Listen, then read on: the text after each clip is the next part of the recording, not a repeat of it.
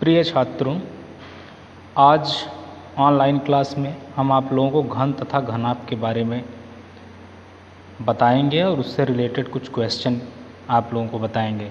तो जैसा कि अभी ऑनलाइन क्लासेस में हम लोग देख रहे हैं घन और घनाभ में, तो घन क्या है और घनाभ क्या है।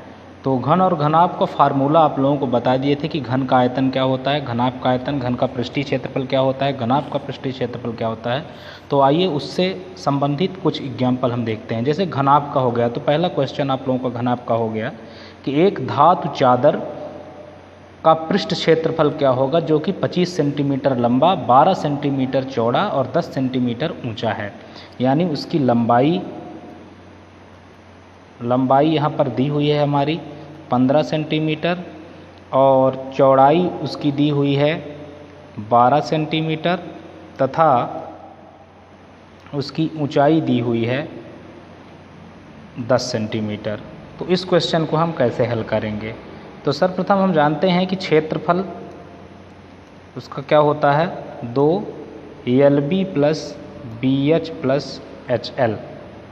तो अपन क्या करेंगे, देखते हैं। ये लंबाई को हम L से प्रदर्शित करते हैं, चौड़ाई को हम B से प्रदर्शित करते हैं और जो हमारी ऊंचाई है उसको हम H से।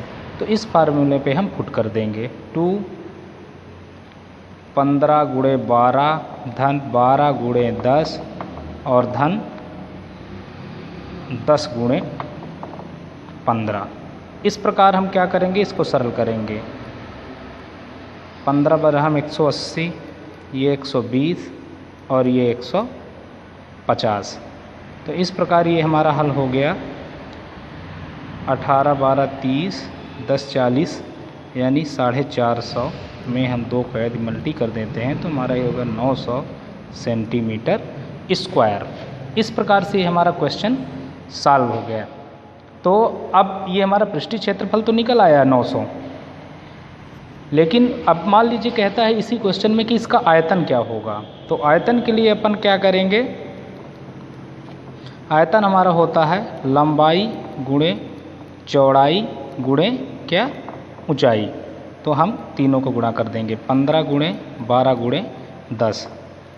तो 15 दाहम 150 और 15 बराह माने 1800 सेंटीमीटर कितना क्यूब्ड।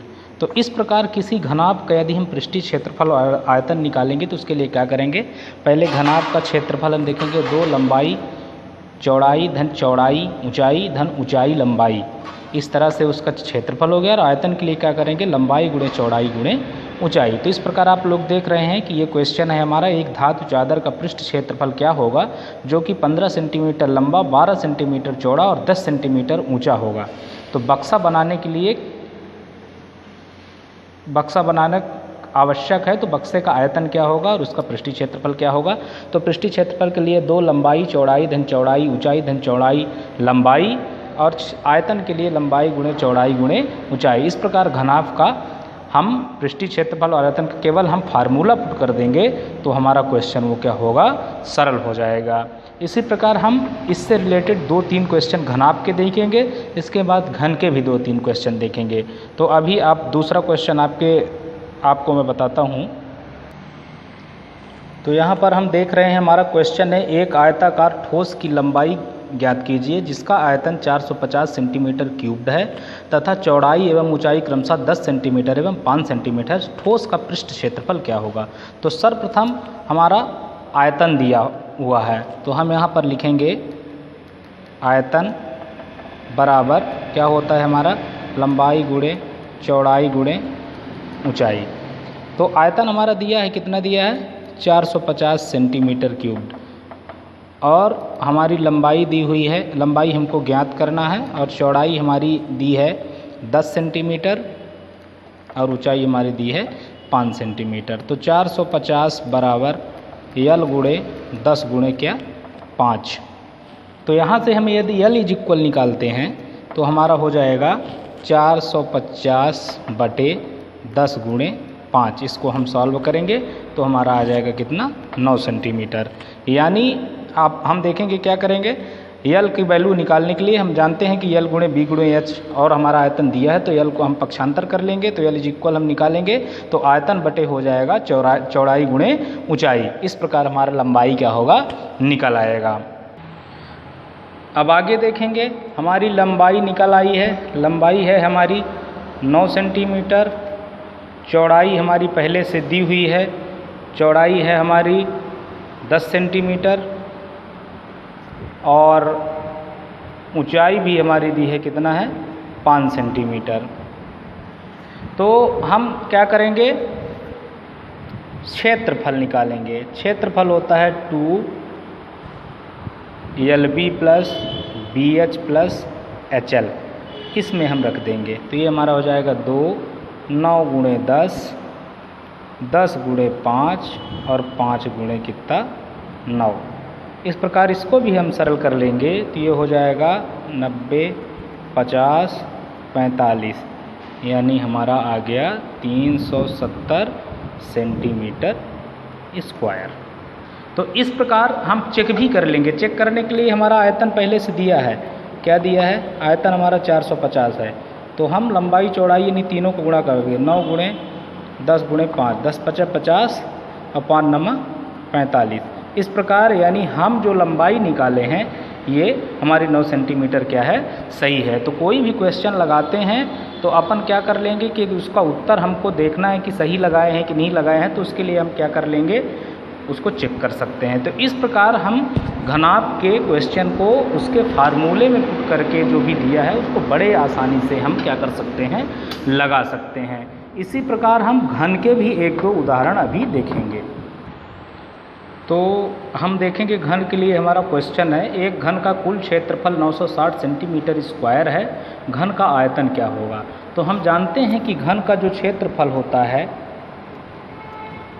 वो होता है 6a स्क्वायर। तो हमारा घन का क्षेत्रफल दिया है 960 बराबर 6a स्क्वायर। तो a स्क्वायर बराबर यहाँ से निकाल लेंगे कि तो 960 बटे कितना हो जाएगा 6, यानी a स्क्वायर बराबर हमारा आ गया कितना 160। तो a को हम वर्गमूल यहाँ से निकाल लेंगे, 160 का 12 बराबर 144, 13 13 169, माने 12.65 सेंटीमीटर के करीब होगा। इस प्रकार हमारी एक भुजा आ गई। तो हम आयतन कैसे निकालेंगे, आयतन होता है a क्यूब्ड, यानी इसका हम क्यूब्ड निकाल लें, यानी 12.65 के यदि हम क्यूब्ड निकाल लें तो 12 बराबर 144 यानी 2024.28 सेंटीमीटर क्यूब। तो इस प्रकार ये हमारा क्वेश्चन हो जाएगा। तो इसमें दिया क्या है, एक घन का कुल क्षेत्रफल दिया है, घन का आयतन निकालना है। तो घन का क्षेत्रफल हम जानते हैं 6a स्क्वायर होता है, a की वैल्यू यहाँ से निकालेंगे तो जो आ जाएगी उसका हम क्यूब्ड निकाल देंगे तो वो हमारा क्या हो जाएगा, उसका आयतन हो जाएगा।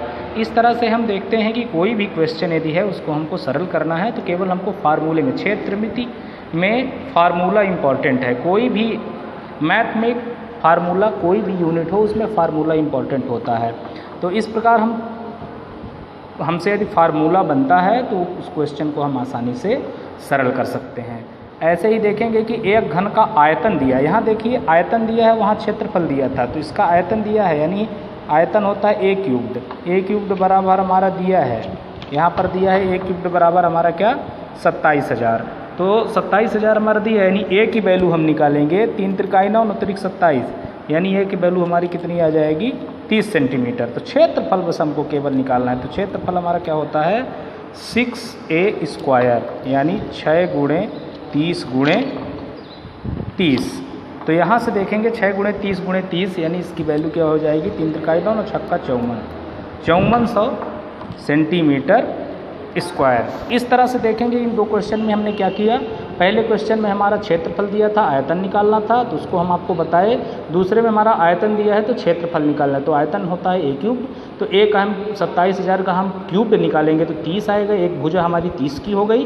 तो क्षेत्रफल होता है 6 स्क्वायर, 6 गुणे 30 गुणे 30 कर दिए तो हमारा क्या हो गया, उसका कुल क्षेत्रफल निकल आया। इस प्रकार घन और घनात के जितने भी क्वेश्चन हैं उनको हम लगाने का प्रयास करेंगे। अपनी बुक, अपनी यूनिट में जितने क्वेश्चन होंगे आपके क्षेत्रमिति में, चाहे वो फर्स्ट ईयर हो चाहे वो सेकंड ईयर हो, दोनों में क्षेत्रमिति है, तो हम लोग इन सवालों को लगाने का प्रयास करेंगे। और जहाँ पर भी हमारे समझ में नहीं आता है उसके लिए हम क्या करेंगे कि एक बार हमसे पूछेंगे। तो आप देख रहे हैं यहाँ पर एक घनाभ का क्वेश्चन है, इसको अच्छे से देख लेंगे और क्वेश्चन को लगाने का प्रयास करेंगे।